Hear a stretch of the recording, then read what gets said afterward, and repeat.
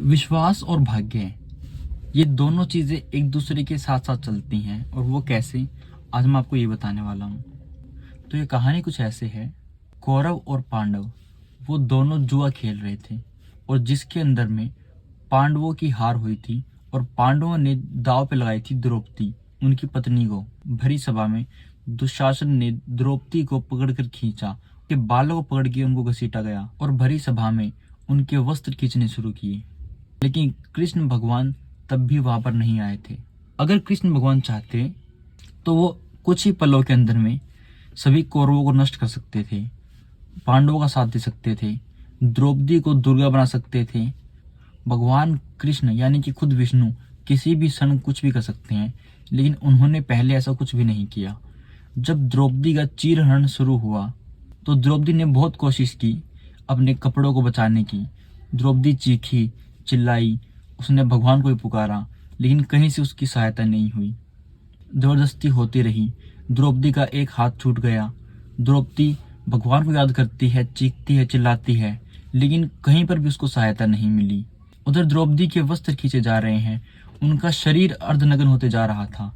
लेकिन जैसे ही कपड़ा खत्म होने को हुआ, द्रौपदी ने अपने दोनों हाथ उठा दिए और याद किया, हे कृष्ण, हे कृष्ण, मुझे आपकी जरूरत है। और जब द्रौपदी ने दोनों हाथ छोड़ दिए, तभी श्री भगवान प्रकट हुए और उन्होंने उस कपड़े को अनंत कर दिया और द्रौपदी की लाज बची।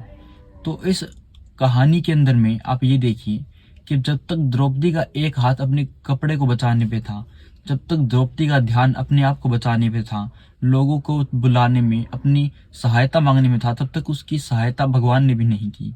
लेकिन जैसे ही द्रौपदी ने दोनों हाथ छोड़ दिए और भगवान को याद किया, यानी कि जब द्रौपदी ने अपना कंट्रोल छोड़ दिया, तब भगवान ने उसकी हेल्प की। तो आप सिचुएशन के ऊपर कंट्रोल करना बंद कीजिए। जब आपका विश्वास पूरा होगा, जब द्रौपदी का विश्वास पूरा हुआ, उसने खुद को भी छोड़ दिया, दुनिया को छोड़ दिया, और उसने आंख बंद करके अपने दोनों हाथों को छोड़कर भगवान को याद किया, तब भगवान ने द्रौपदी की सहायता की। तो ऐसे ही आपको विश्वास करना होगा। लोग कहते हैं manifestation, the power of your subconscious mind. तो आपको चीजों को फ्री करना होगा। जब आप पूरा विश्वास करेंगे, अपने दृढ़ निश्चय के साथ में काम करेंगे, तब भगवान आपका साथ जरूर देंगे। इसीलिए कुंडली में तीसरे भाव के सामने 9वां भाव आता है। तीसरा भाव आपका दिमाग, आपका सोचना, आपके एफर्ट्स, आपके कंट्रोल। जब आप इन चीजों को कम करके विश्वास करते हैं, तब आपका अपोजिट हाउस यानी कि 9th हाउस, आपका भाग्य एक्टिवेट होता है।